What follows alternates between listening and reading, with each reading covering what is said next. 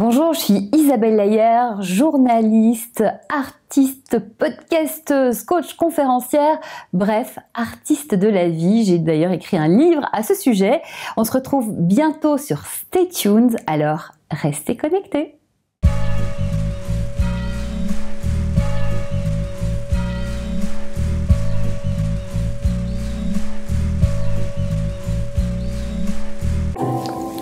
Merci à toi. Ouais, de toute façon, je disais toujours, la vie est une comédie musicale, mais il n'y a personne qui est au courant.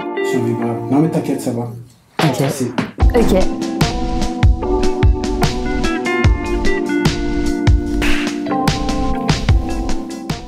Bonjour à tous, j'espère que vous allez bien. Vous êtes sur Stay Tuned, bien évidemment. Nouveau numéro, nouvelle émission, avec une nouvelle invitée, Isabelle Layer, comme on dit. Layer, mais... Layer, moi j'aime bien les R, donc Layer. Donc ça fait plaisir de te voir sur Stay Tuned. Ça fait un petit moment qu'on se chevauche sur les réseaux sociaux. Tu es journaliste, tu es aussi artiste, tu fais du coaching et tu as récemment sorti un livre qui s'appelle « Je deviens l'artiste de ma vie ». Exactement, aux éditions Erol. Et aux éditions Erol. La première question que je voulais te poser, c'est le métier de journaliste, il est arrivé comment ? En fait, c'est une histoire un peu folle où quand j'étais petite, j'étais hyper timide et vraiment, ça n'allait pas, j'étais pas très bien et tout. Et un jour, j'étais à un endroit où après un tournage, je me retrouve toute seule. C'est une copine qui m'avait amenée, mais elle était loin et je me retrouve toute seule au repas et je suis là, toute perdue, n'osant parler à personne. Et une dame me dit « Mais tu ne parles pas ?» Et moi, je dis « Oh là là, on me parle, c'est pas possible. » Et je fais « Je suis timide. » Elle fait « Pardon ? » Je suis timide. Et elle me dit, ok, je vais te donner un truc, et ce truc m'a servi toute ma vie, ça a changé ma vie même, c'est tu n'as qu'à poser des questions aux gens, les gens ils adorent parler d'eux, comme ça tu sais quoi leur dire, tu te trouves une place auprès d'eux, et tu vas voir, ça va aller mieux. Je fais d'accord, et puis je repars. Mais j'ai appliqué ça dès le lendemain. Et en posant des questions au fur et à mesure, je me suis rendu compte que ça me passionnait, la psychologie des gens, la vie des gens, ce qui les anime et finalement le monde. Et du coup, ça m'a ouvert un univers et puis c'est pour ça que j'ai fait du coaching plus tard, mais c'est aussi pour ça que j'ai fait des études de journalisme parce que entre ça et voyant aussi, moi j'étais en Belgique à l'époque, à Bruxelles, c'est là que j'ai grandi et je voyais l'émission Envoyé spécial qui est sur France 2. Et je me suis dit, mais ce métier, il est passionnant, on découvre le monde et puis on l'apporte aux gens, on le partage. Et c'est comme ça que voilà, je me suis retrouvée journaliste, j'ai fait des études de journalisme en Belgique. Et la musique, c'est arrivé avant ou pendant ? La musique, c'est chanter, danser, jouer depuis toujours, depuis que je suis toute petite. Ma réalité n'était pas fun, mais ça a été mon refuge. C'est là où je m'inventais des vies, j'étais devant ma glace en train de chanter et partir en voyage, je sais pas, ça m'a toujours parlé. Pourtant, j'avais pas dans ma famille de gens qui étaient artistes, où on m'a jamais dit tiens, comme les petites filles, va à la danse ou ceci ou cela. C'est venu à moi et c'est avec mes rêves, le chant, la danse, le jeu m'ont aussi sauvé la vie, on va dire, et ça ne me quittera jamais, je pense, même jusqu'à mon dernier souffle. Tout à l'heure, tu as parlé du coaching. En quoi consiste ton coaching ? Alors, ce qui est assez spécifique dans mon coaching, mon accompagnement, c'est que, bon, déjà, moi, quand mes rêves a changé ma vie, donc déjà, j'ai appliqué ça pour moi, pour me sortir d'une sorte d'enfance pas forcément simple. En m'accrochant à mes rêves, c'est pour ça que les rêves pour moi c'est quelque chose d'essentiel, et puis de fil en aiguille, en lisant des dizaines voire des centaines de livres de développement personnel, en créant des exercices parce que souvent il n'y en avait pas, donc moi je les ai créés à partir de ça, en osant aussi petit à petit faire des choses, en me poussant, j'ai réussi à un peu craquer le système et voir comment ça marchait. À côté de ça, j'ai fait des études de coaching, une année, c'est pas deviens coach en 2 semaines, où j'ai appris des tas de choses, donc j'ai coaché des gens par la suite, en créant un petit peu aussi mes façons de faire, en rajoutant le côté journalistique, analytique, carré, en ajoutant aussi le côté artistique, créatif, inventif, tout est possible. Donc c'est une sorte de coaching qui n'appartient qu'à moi, qui est vraiment basé sur l'expérience. Et puis au fur et à mesure, en inventant moi-même des exercices et tout, j'ai créé ma petite méthode qui fonctionne super bien.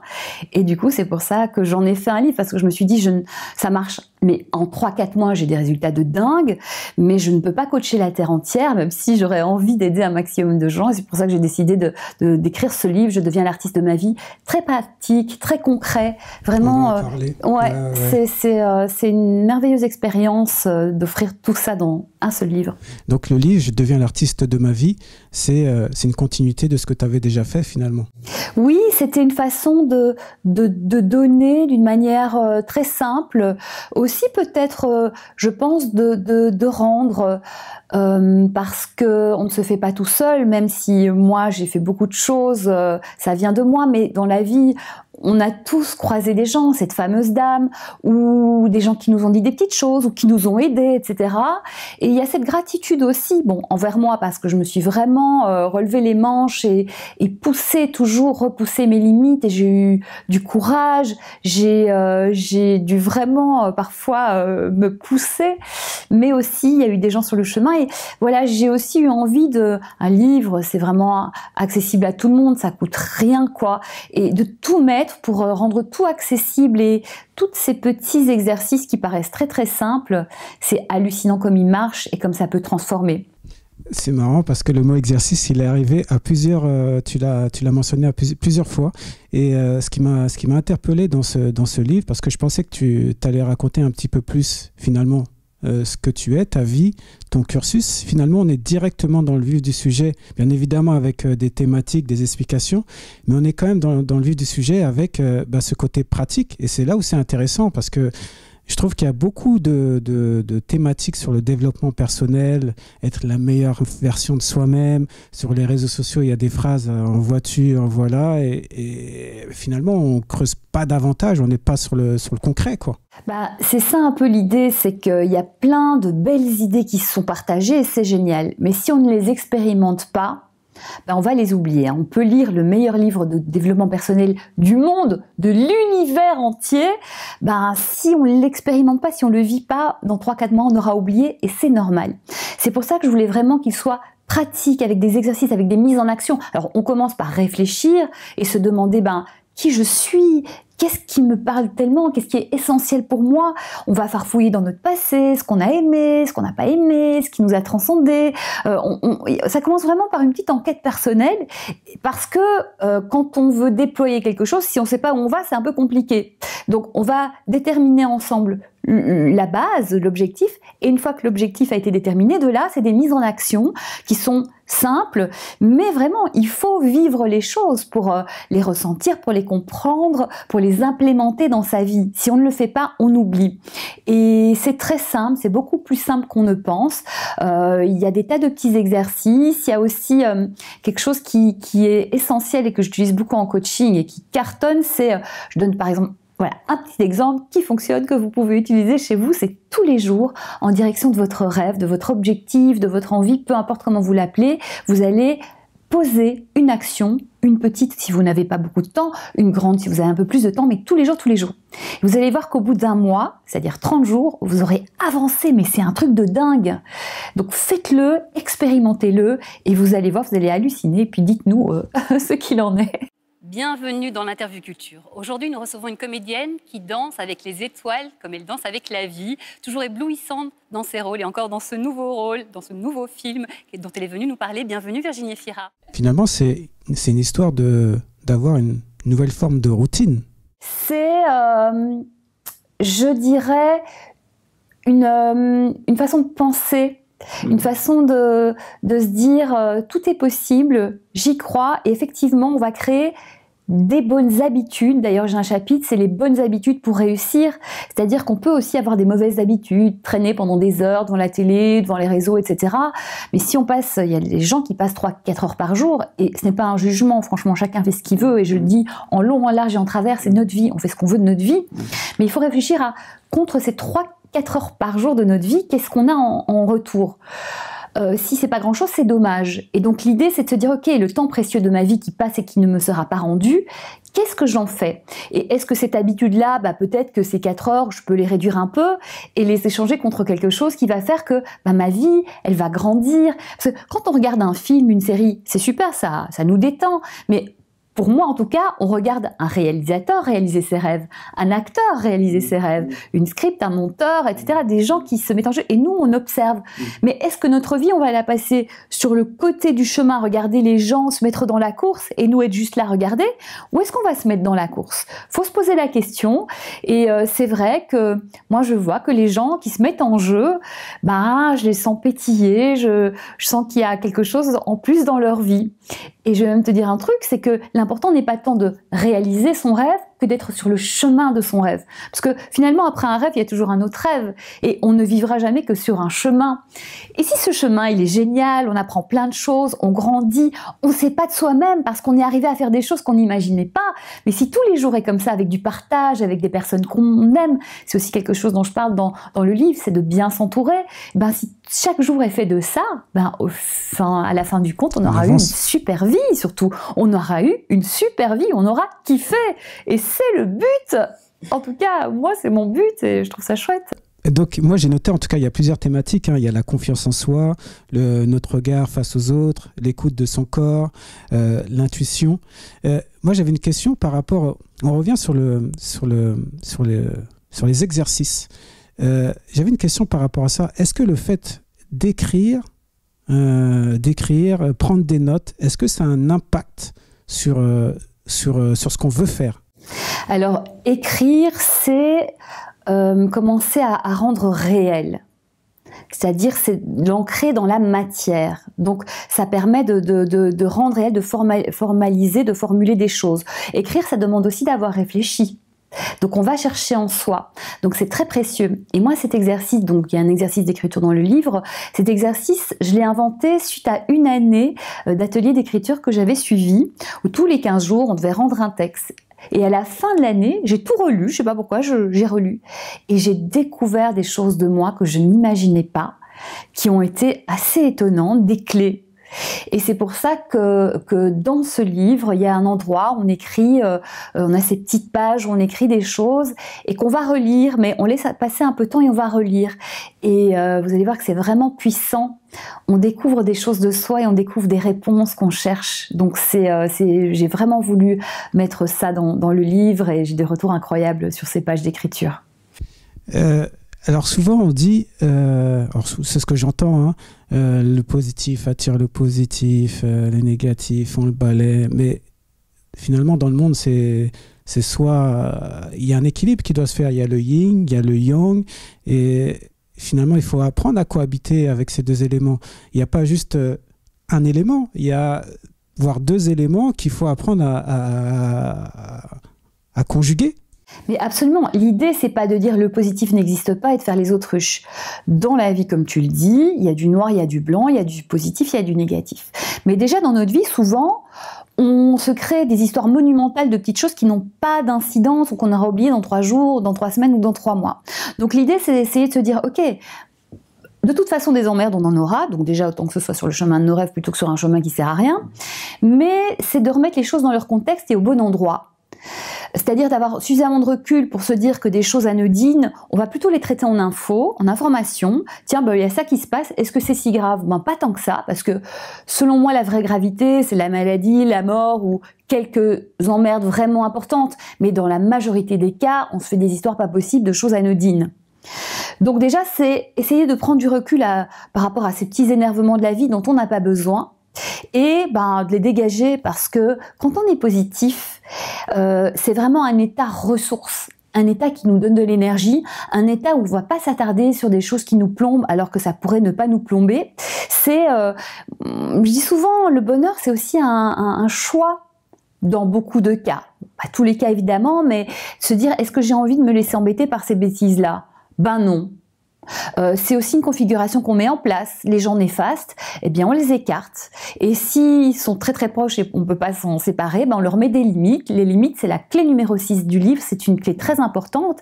C'est de savoir dire stop aux gens qui nous envahissent ou qui veulent nous imposer des choses. Notre vie, c'est notre vie. On décide ce qu'on fait de notre vie. Mais parfois, il faut un peu savoir manager ça parce que au boulot, dans la famille, c'est pas évident. Donc il y a des façons de dire non. Et même dans le livre, j'explique même comment dire non en disant oui. Et donc, du coup, il n'y a pas cette peur du non, du rejet. Je donne plein d'exemples, de petits trucs et astuces pour justement savoir contourner ça de façon à ne pas se laisser envahir et de garder la main sur notre vie. Et aussi, du coup, quand on a la main sur notre vie, on se sent mieux. Et donc, du coup, on est plus apte aussi à être positif. Et être positif, c'est vraiment quelque chose qui s'apprend. Moi, quand j'étais petite, c'était pas très drôle, donc je n'étais pas la plus positive du monde. Mais aussi, en retirant toutes les formulations négatives, et en formulant positivement, c'est-à-dire on voit le verre à moitié vide ou à moitié plein, voyons-le à moitié plein. Ouais. C'est plein de choses comme ça et qui changent aussi la façon, et du coup au fur et à mesure on change sa psychologie, et du coup dans la vie on voit beaucoup le positif et on s'organise avec le négatif. Tout le monde me dit mais comment tu fais pour être si positive et pourquoi tu t'énerves pas là-dessus? Franchement, c'est beaucoup plus, c'est moins fatigant d'être positif. Parce que je vois des gens s'épuiser sur des trucs négatifs. Je fais oh là là, mais ça doit être horrible de vivre comme ça. Donc ça se tente.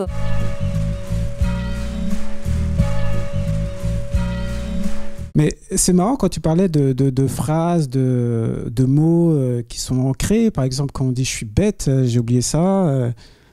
Il faut revenir en arrière et se dire mais non, mais finalement je suis pas bête, j'ai juste que j'ai pas pensé à ramener telle chose. Exactement, il faut faire attention à tous ces petits mots, qu'on les dise à soi, qu'on les dise aux autres. Ça a l'air hyper anodin, mais on implémente quelque chose dans son cerveau. Donc ça a l'air fou de se dire ça, mais c'est vrai, ça a été vérifié. Et alors il y a une expérience qui est incroyable, qui a été faite par un scientifique, je pense qu'il est chinois, j'ai évidemment oublié son nom, mais qui a pris de l'eau. Et l'eau, en fait, il a dit sur de l'eau, il y a 3 pots d'eau, et il y a un endroit où il dit que des mots positifs, de l'énergie positive, tu es belle, je t'aime, tu es magnifique. Un autre très neutre et un autre très négatif. Et c'est complètement dingue, mais les cristaux d'eau, les molécules d'eau, on a remarqué qu'en fait, les molécules à qui on disait des choses positives, elles ont une forme magnifique, et les molécules à qui on a dit des choses négatives, elles ont une forme, elles sont complètement décalées, enfin vraiment pas du tout harmonieuses. On est fait à 80% d'eau. Donc c'est vraiment intéressant de réfléchir à ça. C'est scientifique, c'est pas un truc qui est venu nulle part. Donc on dit que tout est énergie, les ondes et tout, qu'on y croit ou pas, franchement, ça a un impact. Voilà, c'est vérifié. Et c'est vrai que moi, ma vie a changé à partir du moment où j'ai switché, et que, comme par hasard, les gens qui sont toujours négatifs, qui pensent toujours qu'ils n'ont pas de chance, il leur arrive des choses négatives, ils n'ont pas de chance. Et les gens qui croient en leur chance et qui sont positifs, il leur arrive des belles choses. D'ailleurs, on dit en coaching, la croyance crée l'expérience. Ce que tu crois, en fait, ton cerveau va faire en sorte de te donner raison. Tu as besoin d'avoir raison sur tes croyances parce que c'est ta sécurité. Et donc, il va garder ce qui va conformer ta croyance. Donc, si tu penses que t'es malchanceux, eh bien, ton cerveau, il va garder les choses qui vont donner raison à ta croyance. Tu n'as pas de chance, d'où essentiel de travailler sur sa psychologie.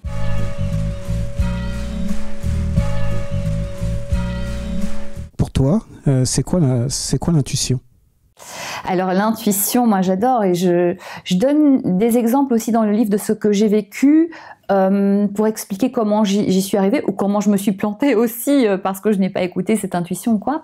Moi, c'est arrivé suite à une relation. Je me suis vraiment rendu compte en discutant avec une personne qui était à distance. On parlait beaucoup, et en fait je me suis rendu compte que chaque fois qu'on raccrochait, je me sentais bizarrement, mais je me suis pas rendu compte tout de suite en fait.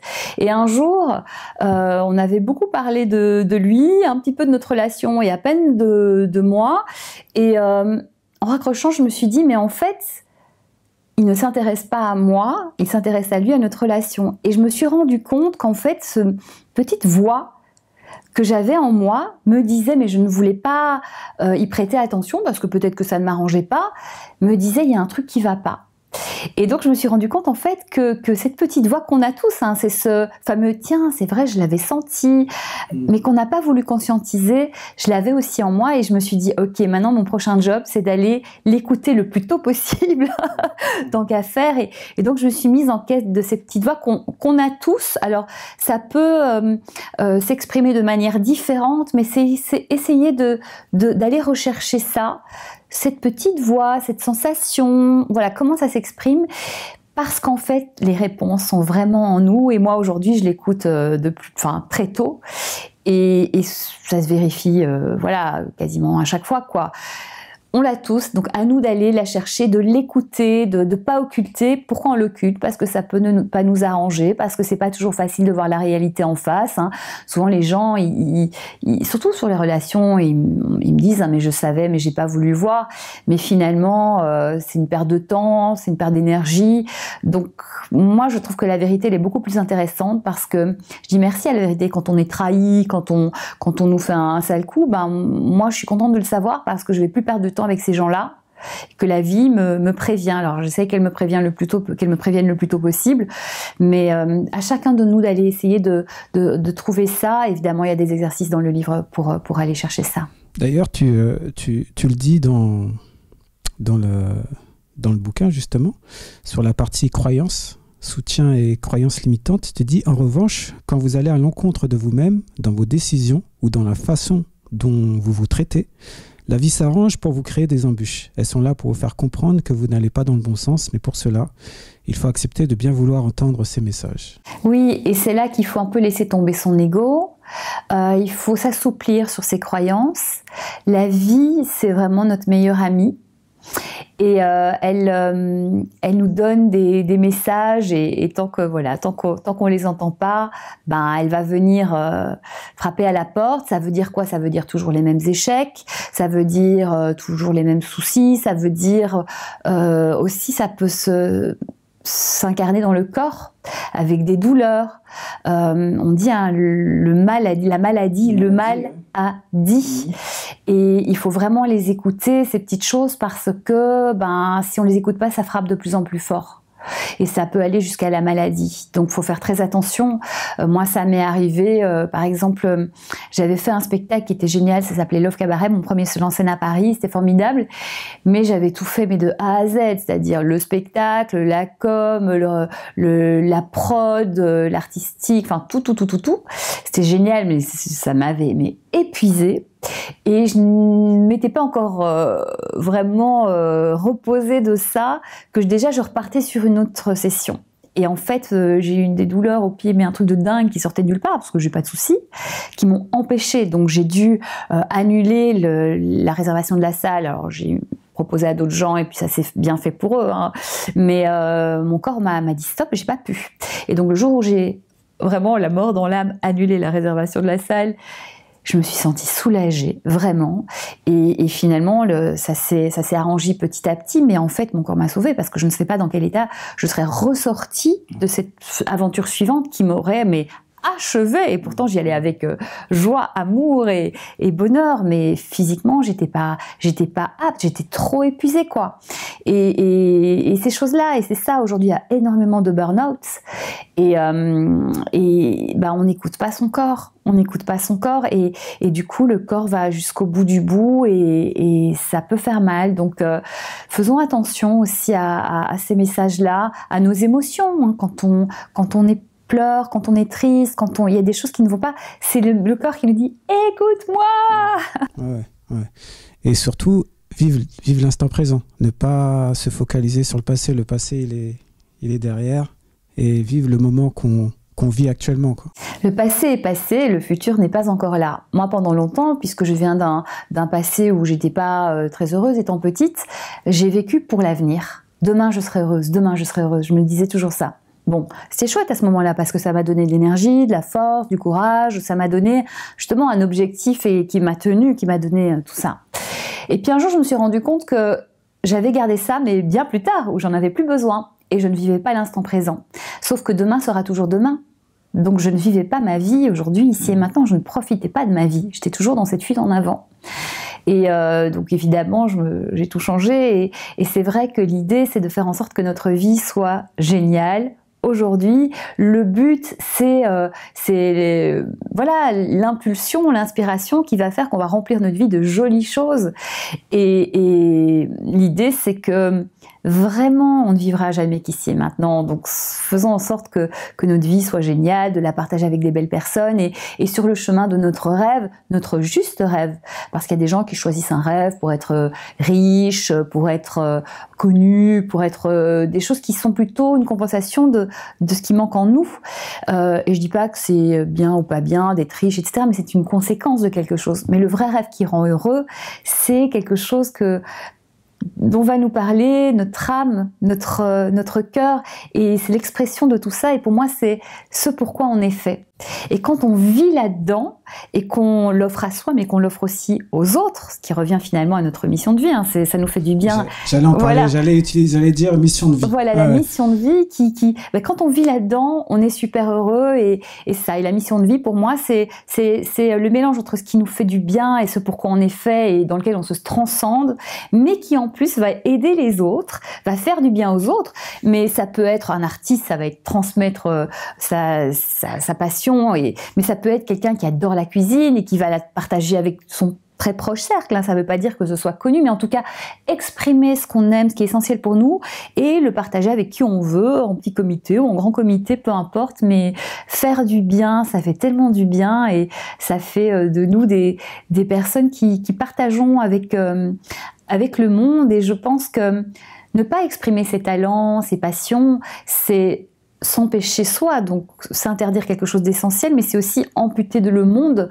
de cette richesse qu'on a, et voilà, c'est tellement beau. Si chacun de nous offre ce qu'il a à partager au monde, le monde, il est d'une richesse absolue, quoi. Bienvenue dans l'Interview Culture. Ils sont trois artistes solos aux très belles carrières qui ont eu la belle idée de créer un album ensemble. Autre belle idée, c'est de venir nous en parler aujourd'hui sur le plateau de France Info. Nous sommes ravis d'accueillir Grand Corps Malade, Ben Mazué et Gaël Faye. Mais finalement, mission de vie, lorsqu'on parle de mission de vie, il faut aussi faire un retour en arrière, voir l'enfant que l'on était petit, ce qu'il aimait. C'est vraiment, ça fait partie des exercices du début du livre où je dis, mais qu'est-ce qui est essentiel pour vous, qu'est-ce qui vous parle. Et effectivement, dans l'enfance, on trouve beaucoup de pistes, voilà, et certains auront oublié, donc on trouvera ailleurs. Vraiment, c'est ça le chemin. Il y a plein de choses, hein. C'est les questions, qu'est-ce que vous pouvez faire pendant des heures sans voir le temps passer, qu'est-ce que vous feriez, vous payeriez même pour le faire tellement que ça vous passionne. Il y a les questions aussi, en voyant quelqu'un faire cette chose-là, vous vous dites, mais j'aimerais trop être à sa place, pas parce qu'il est connu ou parce qu'il est riche ou parce qu'il semble valorisé, mais juste parce que faire ça, c'est formidable. Donc il y a des pistes un petit peu partout, et quand on a trouvé ça, du coup l'idée c'est d'y aller petit à petit, de se mettre en chemin, et il y a fort à parier que ce soit ça notre mission de vie, et on va le voir au fur et à mesure. Je reviens sur la création du livre. On t'a contacté pour le créer, ou tu l'avais déjà créé et t'as proposé à des maisons d'édition? Comment ça s'est passé? Je l'ai écrit. En fait, moi, je suis le flow. Et j'ai toujours, je pense, rêvé depuis toujours d'écrire un livre, parce que comme les livres de développement personnel ont changé ma vie, je pense que c'était... moi, je suis journaliste, j'adore écrire, et c'était logique. Mais je voulais pas écrire pour écrire. Je savais que ça viendrait un jour. Et puis un jour, c'est venu. Et je me suis dit, non mais c'est une évidence que tout ce coaching, il faut que je transmette, que je le partage, qu'il faut que je donne à qui en a besoin. Et donc, le flow est venu au bon moment. Et tout à coup, ça y est, c'est comme quand j'ai un spectacle, tout à coup, ça y est, et je mets toute mon énergie là-dedans. Quand j'ai fait mon podcast, j'ai mis toute mon énergie, tout à coup, c'est venu à moi parce que j'ai écouté. Et j'ai pas refermé la porte. Et j'ai commencé à l'écrire, alors souvent les nuits, parce que je travaille la journée, des nuits, mais parfois je voyais la lumière se lever, je fais « Ouh là là, il faut peut-être que je dorme un peu ». Et j'ai écrit, j'ai mis tout mon cœur, tout mon coaching, tout la totale. Et puis il était prêt, et du coup je me suis dit ok, je vais l'envoyer à des maisons d'édition. Ça a mis du temps. J'ai eu une première série où j'avais des belles maisons d'édition qui m'ont proposé, mais c'était pas fluide. Et moi, je ne veux pas forcer les choses, j'écoute la vie. Et la vie me disait, c'est pas fluide, ça prend du temps. Moi, je suis quelqu'un je vais vite. C'est pour ça que j'ai plein de projets, parce que pendant qu'il y en a un qui traîne, je fais un autre. Et du coup, au fur et à mesure, là, j'ai dit, c'est pas le moment. C'était avant le confinement, ça. C'est pas le moment, je le sens pas. Pourtant, les gens sont sympas, mais c'est pas fluide. Je fais OK. Déjà, mon rêve, c'était d'écrire un livre. Je l'ai écrit. Donc, je le mets dans un tiroir. On verra bien. Donc, déjà, j'ai réalisé mon rêve. Hein. C'était pas d'éditer, c'était de l'écrire. Donc, j'étais en phase avec moi-même. On verra plus tard. Et puis, c'est en voulant aider une amie, Sophie Forte, qui est une super copine et qui avait écrit un super bouquin.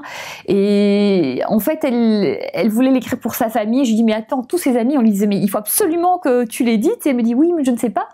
Et je dis, écoute, je vais appeler quelqu'un que je connais. Francis, c'est un super attaché de presse. Et il va nous donner des conseils. Et je lui explique un peu que moi, bon, j'avais écrit que franchement, c'était pas évident, et donc que pour Sophie, ce serait chouette qu'on puisse l'aider, parce que moi, j'avais pas réussi j'avais pas compris le concept de l'édition. Et il m'a dit, mais ça veut dire que tu as écrit un livre? Je fais, oui, mais bon, c'est pas grave. Il fait, mais je peux le lire? Je dis, oui, mais on aide Sophie. Oui, t'inquiète, on va aider Sophie, mais je peux le lire. Bah, si tu veux, tu sais quoi, tu me donneras ton avis. Et puis voilà. Il m'a dit, mais c'est super, est-ce que tu veux que je le propose? Je peux. J'ai dit, bah oui, si tu veux. Et puis finalement, c'est pas via lui, c'est via Laurent Gounel, en fait, avec qui je discutais des éditions. Et pareil, il y avait de nouveau une possibilité, mais c'était long et tout. Et Laurent Gounel m'a présenté Anne Guéquière, des éditions Erol.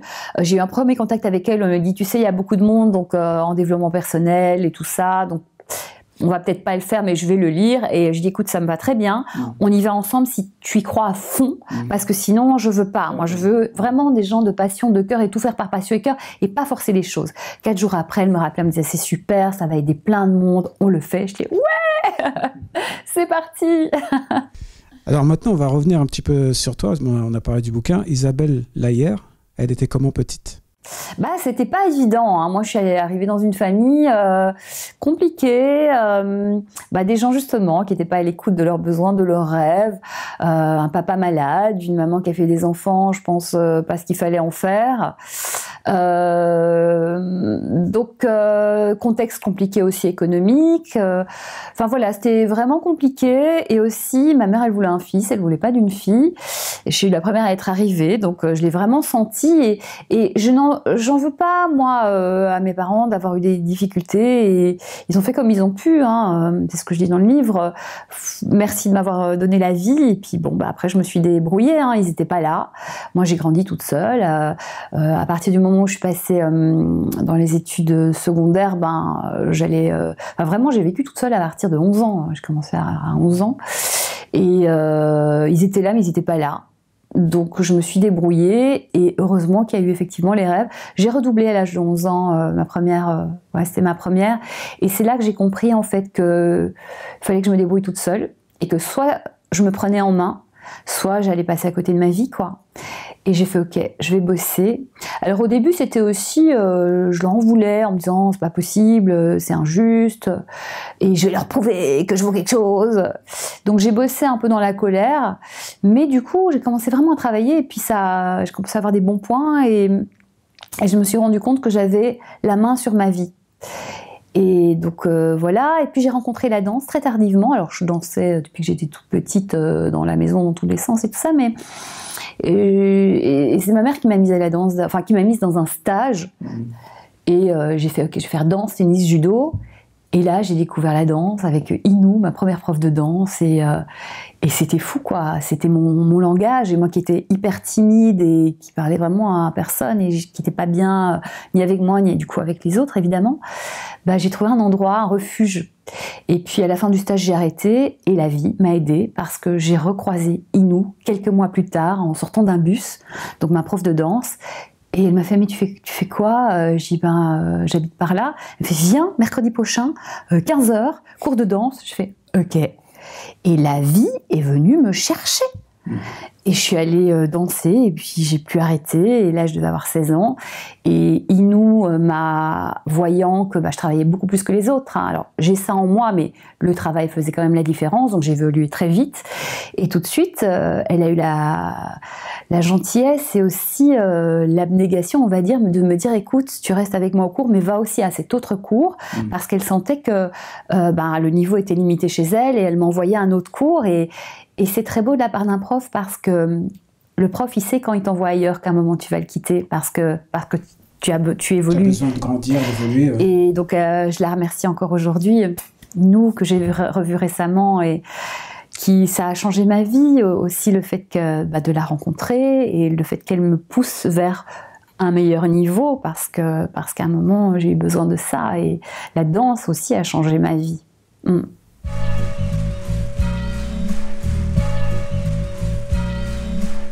T'as des regrets? De quoi? Je sais pas. Est-ce que t'as un regret qui arrive en tête ou...